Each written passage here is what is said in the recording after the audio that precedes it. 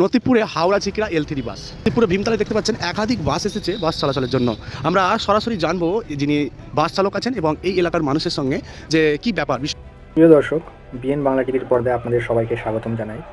আজকে একটি বিশেষ গুরুত্বপূর্ণ ভিডিও নিয়ে আপনাদের কাছে এখন খানাকুল টিভির পর্দায় আপনারা খুব সুন্দরভাবে দেখবেন একটি নিউজ এখন খুব ভাইরাল চলছে যে নতিপুর থেকে L3 চিকিরা বাস চলাচল হবে কি হবে না, এবং সাধারণ মানুষ কি বলছে, এবং জানা যায় এমএলও নাকি ওখানে মিটিং করেছে পঞ্চায়েতে যে টোটো চালকদেরকে নিয়ে যারা অবরোধ করছে।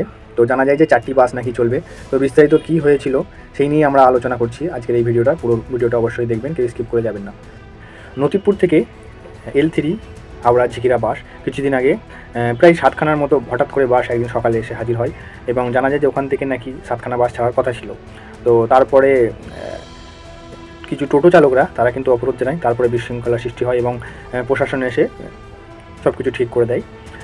তো আজকে এই ভিডিওটা বানাবার উদ্দেশ্য হচ্ছে যে আমরা খানাকুল এরিয়ায় কিন্তু সাধারণত অনেক কষ্টের শিকার হয়। কারণ হচ্ছে আমরা যে এলাকার মধ্যে বাস করি চারিদিকে নদী নালা ভর্তি, যাতায়াতে কিন্তু আমাদের দুর্ভোগের শিকার হতে হয়। সেটা মাথায় রেখে আমাদের খানাকুলবাসীর জন্য একটা খুব কিন্তু বড় সুখবর এসেছিল যে নতিপুর থেকে নাকি বাস চলবে। তো আমি এটুকুনি বলবো যে যদি আন্দোলন হয়, শুরুর সময় যদি আন্দোলন হয়, কিন্তু আবার আমরা 5 বছর 10 বছর আবার আমাদের পিছিয়ে যেতে হবে, আবার পিছিয়ে যাবে উন্নয়নটা। তো এটা মাথায় রাখতে হবে। আমি জানি টোটো ভাইদের অনেক কষ্ট হবে, তাদের প্যাসেঞ্জার কমে যাবে, তারা যেটা বলছে মূল নিয়েছে সেই কিস্তি কীভাবে মেটাবে, সব কিন্তু সঠিক, কোনো ভুল নয়। কিন্তু এটাও হতে পারে যে হয়তো ওখানে বাস রুট হওয়ার পরে বাস রুট যদি একটা জায়গায় হয় সেখানে আরও উন্নতি বাড়ে, সেখানে মানুষ আরও দোকানদানি হয়, সেদিক দিয়ে মানুষ আরও চলাফেরা করে। আপ টু এদিক দিয়ে যারা তারকেশ্বর হয়ে যায় তারা কিন্তু এদিক দিয়ে যাওয়ার চেষ্টা করে, এদিক দিয়ে অনেকটাই কাছে কলকাতা যাওয়ার জন্য, সেটা মাথায় রাখতে হবে। আর কিছু উন্নয়ন হলে, বড় কিছু হলে কিন্তু একটু ছোটোখাটো জিনিসের অসুবিধা হয়। সব জিনিসেই দেখবে, বড় মল খুললে কিন্তু ছোটো ছোটো দোকানদারদের কষ্ট হয়। বড় শপিং মল, তা বলে কি শপিং মল হবে না বা বড় কিছু আমাদের এখানে উন্নয়ন কাজ হবে না? আমাদের মাথায় রাখতে হবে যে এইভাবে কিন্তু আমাদের নিজেদের ভালোর জন্য, আজকে আমাদের জন্য ঠিক আছে, আমাদের পরের জেনারেশন যেন তারা ভালোভাবে সেই আমরা যে কষ্টটা ভোগ করি তারা না কষ্টটা ভোগ করে, সেইটা মাথায় রাখতে হবে আমাদেরকে। এবং বুঝতে হবে যে আজকে আমরা যেটা করছি, আমাদের যে কষ্টটা হচ্ছে সেটা অন্যজনের না কষ্ট। তো এটুকুনি বলবো টোটো ভাইদেরকে যে আপনারা একটু বুঝুন। এবং আমি জানি আপনাদের সত্যি চিন্তা একটা মাথায় যে এত টাকা ফাঁসিয়ে যদি প্যাসেঞ্জার যদি না হয় তাহলে কী করে সংসার চলবে।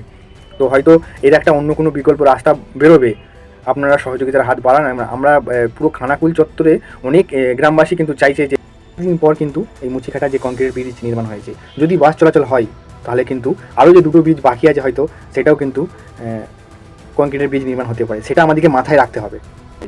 তো এইটুকুনি বলবো, সহযোগীর হাত বাড়িয়ে দেবেন এবং সবাই সুস্থ থাকবেন, ভালো থাকবেন এবং দেখতে থাকবেন বিএন বাংলা টিভি। জয় হিন্দ, বন্দে মাতরম। মাথা এই 12 ফুট মাথার মতো দুখানা বাস তো পাসিং হবেই না, তার সঙ্গে পাবলিক যাওয়া আসা করতে পারবে না। একটা টোটো দিয়ে যায়, সে অ্যাক্সিডেন্ট হবে, সেই অ্যাক্সিডেন্ট দায়টা কে নেবে?